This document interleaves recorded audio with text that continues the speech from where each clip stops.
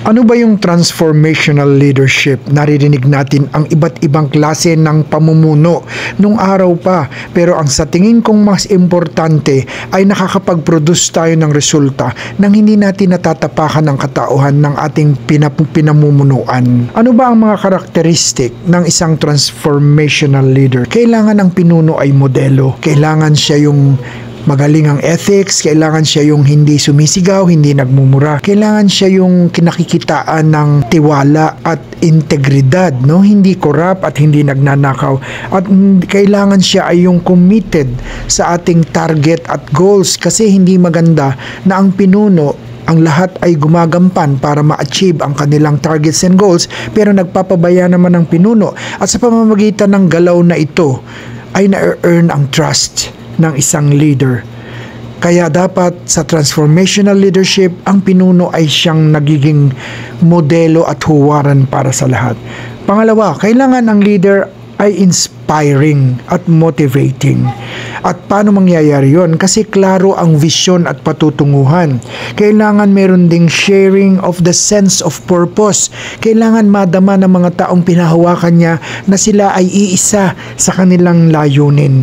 At siyempre, nandoon yung passiveness, nandoon yung positivity, nandoon yung excitement and passion. Merong enthusiasm sa nais niyang marating sa kinabukasan.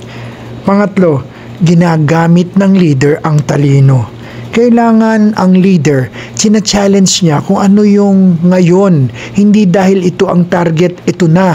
Kailangan pag naaabot ang target ay nag-iisip pa siya ng iba pang mga targets para sa gayon magbago ang galaw at ang lahat ay ayon at pupunta sa mas nakahihigit pang mataas na antas ng ating mga pangarap. Siyempre, kailangan i-encourage niya yung creativity.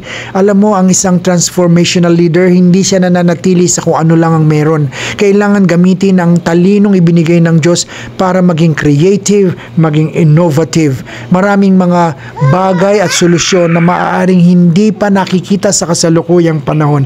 Pero pag transformational leader, nakikita niya ang hinaharap at nakakaroon siya ng panibagong hakbang para mas maging maunlad ang isang organisasyon. Humahanap ng bagong paraan, gumagawa ng paraan para malutas ang mga problema at ma-improve ang kasalukuyang mga ginagawa. At ang pang-apat, kailangan meron siyang individual approach dahil ang lahat ng tao ay iba-iba.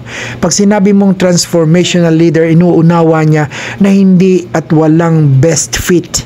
Hindi lahat ng ating gagawin ay maipatutupad sa lahat, kundi unawain ang kanyang nasasakupan, bigyan siya ng genuine concern, alamin ang kanyang pangangailangan at mga damdamin. Ang transformational leader ay magbibigay ng suporta, pre-design kung ano ang aakma sa bawat isang kanyang nasasakupan.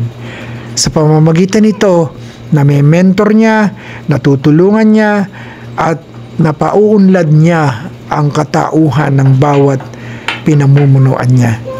Sana ay na-inspire ko muli kayo sa maikling panayam na ito. Muli, ito ay inyong kaibigan, si Bro Jonats, isa na namang Bro Jonats Tip Talks. Hanggang sa muli!